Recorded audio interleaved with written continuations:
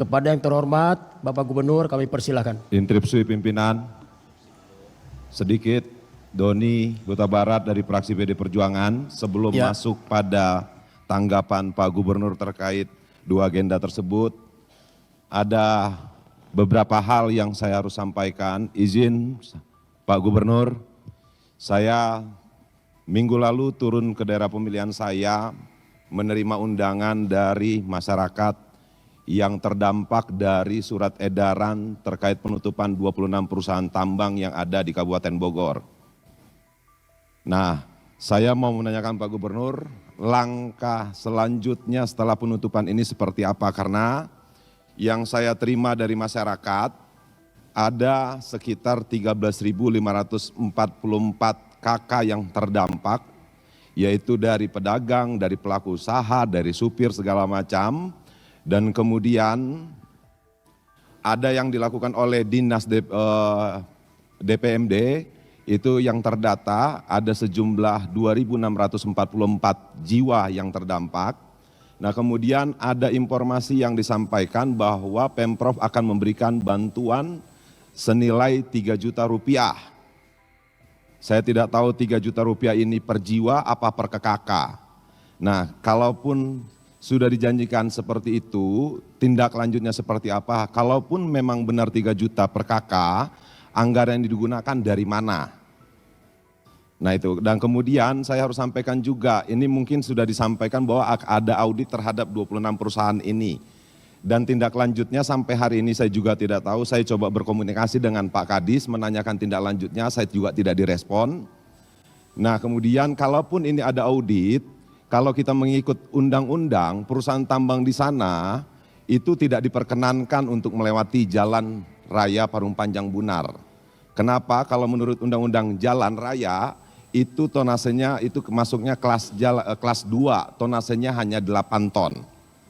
Nah jadi yang saya mau sampaikan di sini Pak Gubernur, saya harapannya ke depan bagaimana supaya jalan tambang terrealisasi. Yang kedua, bagaimana tindak lanjut Pemprov terhadap 13.544 jiwa yang terdampak yang menggantungkan hidup di pertambangan tersebut. Kenapa pada saat saya turun ke sana ada anaknya yang sudah tidak bersekolah. Kemudian ada yang sudah sulit untuk memenuhi kebutuhannya sehari-hari. Nah, saya harus memperjuangkan aspirasi ini Pak Gubernur. Saya harus menyampaikan apa tindak lanjut dari pemerintah provinsi terhadap surat edaran yang dikeluarkan oleh pemerintahan provinsi. Nah kenapa? Kalau menurut Undang-Undang Minerba, perusahaan tambang wajib mempunyai jalur tambang. Kalaupun mereka tidak punya jalur tambang, mereka bisa menggunakan jalan umum tapi tentunya mengikuti ketentuan peraturan perundang-undangan. Nah saya berharap ada tindak lanjut Pak Gubernur. Kenapa? Mereka sudah hidup bertahun-tahun di dunia pertambangan tersebut. Terima kasih.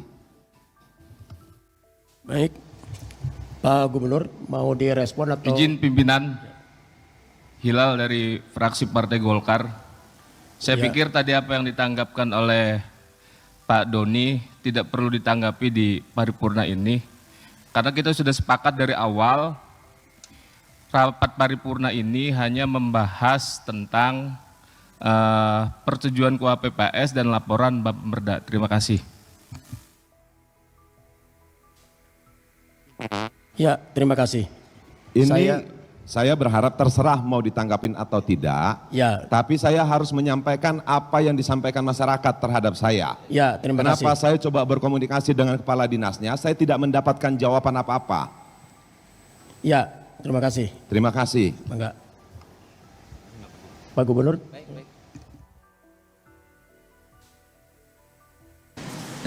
Baik, terima kasih ya. Persoalan Parung Panjang itu adalah persoalan yang panjang. Sudah berpuluh-puluh tahun, sebuah areal yang mengalami kehancuran luar biasa, kemudian jumlah yang meninggalnya sudah lebih dari 100 orang, kecelakaannya hampir tiap hari, masyarakat kena ISPA, dan itu tidak bisa diselesaikan dengan hanya membangun jalan.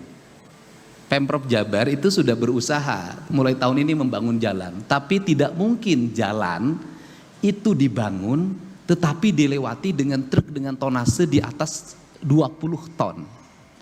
Sehingga ikhtiar kami adalah dihentikan sementara. Download Tribun X sekarang, menghadirkan lokal menjadi Indonesia.